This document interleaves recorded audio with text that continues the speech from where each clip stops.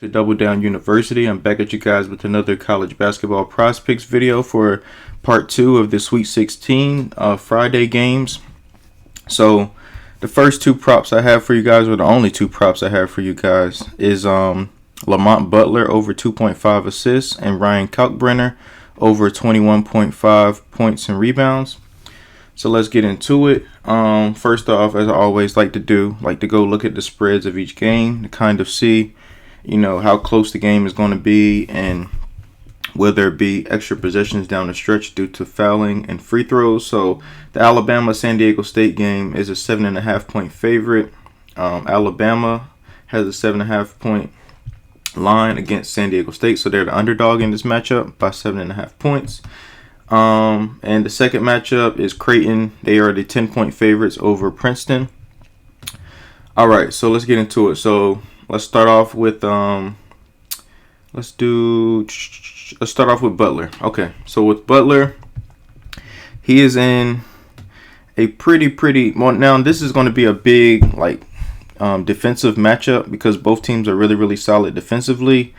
Alabama is just, they kind of remind me of the Houston Rockets, if that makes sense. Just the way that their play style, they like to shoot either threes or get to the rim. They're not really a mid-range team. They just like to shoot a lot of threes and get to the rim. As you can see, they are actually shooting the ball pretty poorly in shooting the three. But San Diego State is the number one team in defending the three-point line, as well as they're good in mid-range and near proximity. So neither team has any advantage at any of the three scoring levels, 3-point, mid-range, or near proximity in this matchup. But I really like Butler's assists in this matchup based on the fact of San Diego State would try to get Alabama to play at their pace, which is more of a slow pace. As you can see here, they're 301st in the country and in pace, and Alabama is one of the fastest teams in the country at 18th in the country in pace. But Alabama, they are a really foul heavy team, so they foul a lot, and San Diego State loves to get to the free throw line. As you can see, free throw attempt rate, so I could just see easily a couple steals from San Diego State and have Butler get out on a break and be able to get it to his teammates. But let's go and look at his numbers. Let's dive into his numbers. So on Props.Cash, they have his line for assists at 3.5, but on PrizePicks, his line is at 2.5. So we got to do a little bit of adjusting today. So, okay, so his line is at 3.5. We're going to bump it down to 2.5. So on the season, he's a 66% hit rate, going over this line of 23 out of 35 times this year. And he gets probably on average 25.7 minutes full season. That's his average. And then last 10 games is 25.8. Last 5 is 28.6. And if we want to dig a little deeper, his last 10 games, getting at least 3 assists. He is 60% hit rate, 6 for 10. Last 5, I believe, is 60% as well. Let me check. Last 5 is actually 80%. So 4 of his last 5, he's got 3 or more assists. But as I was watching them play against like Furman and who was the other team that they played? Charleston, I think that is. College of Charleston, I believe. And when I was watching him play against them, he was just pretty much just setting the offense up, getting like his bigs involved and getting them like easy dunks around the rim. Now, granted, against Alabama is going to be tougher because they are a really solid defensive team, but I just still see him being able to get to his assists. And one thing about San Diego State is that they are an excellent mid-range team. So Alabama's whole premise on defense is to get teams to either shoot like mid-range shots and don't shoot threes, to kind of kill them with shooting threes and being able to keep up with them scoring wise. But they're running into the wrong team of San Diego State that can shoot really good mid-range. I think a large percentage of their shots come from mid-range because they're not a big 3-point shooting team. As you guys can see here, they are 140th in the country in shooting threes, and then Alabama is the second best team in the country at defending the three, as well as like near proximity. But I just think that Mensah and Ladie and all the bigs that San Diego State have, they're just going to be more physical than Alabama. And if you watched Alabama play against Texas A&M, I think they played. What did they play? The last game of the regular season, and then they played in the tournament, in the SEC tournament. It's just like Alabama, to me, they just can't deal with physical teams, like physically imposing teams. But I just feel like San Diego State is more talented, and they're also more experienced too as well, because 90% of San Diego State's roster is like all like juniors and seniors. As you can see with him, he is this is his junior year for Butler. And then they also have like a Matt Bradley. I think Keshad. I think he's probably like a sophomore or junior. Well, actually, he's a senior. He's been there for 4 years. So all their players are super experienced. So they've been there for a while. The big moment isn't going to really scare them. So I think he should be able to have plenty of potential assist opportunities. So I really like Butler in that spot as well. Moving on to Princeton versus Creighton. And we have Ryan Kalkbrenner in this matchup, the center for Creighton. The thing about Princeton is they run like another methodical team. They run and try to be. They have to be super efficient in this matchup because they don't get a lot of blocks and they don't force a lot of turnovers. So they have to be super efficient in the offensive half court. So, but I could just see Creighton, and Creighton is one of the top defensive teams as well. As you can see, they don't have any advantage at any of the three levels. Scoring wise, whether it's 3-point, mid-range, or near proximity. I'm talking about Princeton on offense.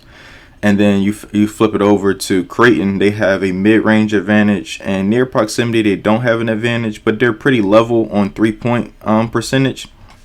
But being as though that Creighton has advantage at all three levels, I could see Kalkbrenner getting 6 or more rebounds. Now, I know I talked to you guys about Baylor Shireman earlier in some of the previous videos where I would target his rebounds, but it just seems like Baylor Shireman is he gets the most boards on the team, which is crazy coming from a guard, but it's just teams shoot a lot of threes and stuff like that, or try to against them, which doesn't work, and then Baylor gets like these easy like long rebounds and things of that nature. But I just see Princeton just trying to get it down to the big man Tosan and Kalkbrenner either blocking a shot and getting a rebound, or just missing shots around the rim when they try to get close to the rim.